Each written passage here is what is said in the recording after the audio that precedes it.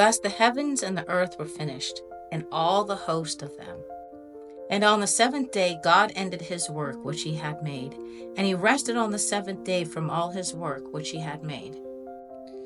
And God blessed the seventh day and sanctified it, because that in it he had rested from all his work which God created and made. These are the generations of the heavens and of the earth when they were created, in the day that the Lord made the earth and the heavens. And every plant of the field before it was in the earth, and every herb of the field before it grew, for the Lord God had not caused it to rain upon the earth, and there was not a man to till the ground. But there went up a mist from the earth and watered the whole face of the ground. And the Lord God formed man of the dust of the ground, and he breathed into his nostrils the breath of life, and the man became a living soul. And the Lord God planted a garden eastward in Eden, and there he put the man whom he had formed. And out of the ground made the Lord God to grow every tree that is pleasant to the sight, and good for food, the tree of life also in the midst of the garden, and the tree of knowledge of good and evil.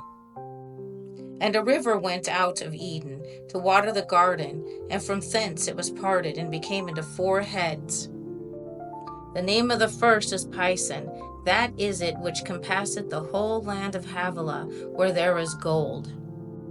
And the gold of that land is good, there is bdellium and the onyx stone. And the name of the second river is Gihon, the same is it that compasseth the whole land of Ethiopia. And the name of the third river is Hiddekel, that is it which goeth towards the east of Assyria, and the fourth is Euphrates.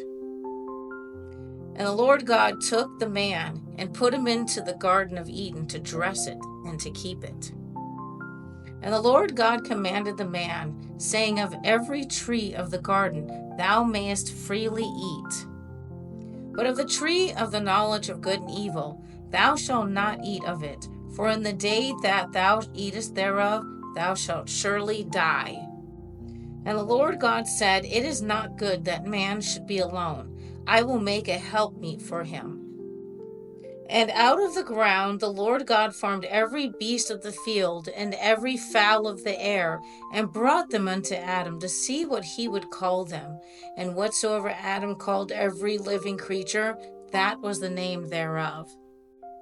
And Adam gave names to all the cattle, and to the fowl of the air, and to every beast of the field. But for Adam there was not found a helpmeet for him. And the Lord God caused a deep sleep to fall upon Adam, and he slept. And he took one of his ribs, and closed up the flesh instead thereof.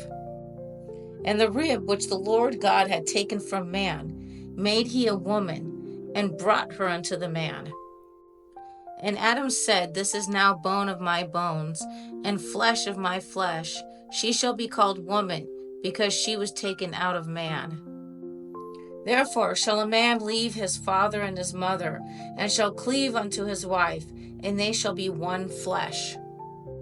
And they were both naked, the man and his wife, and were not ashamed.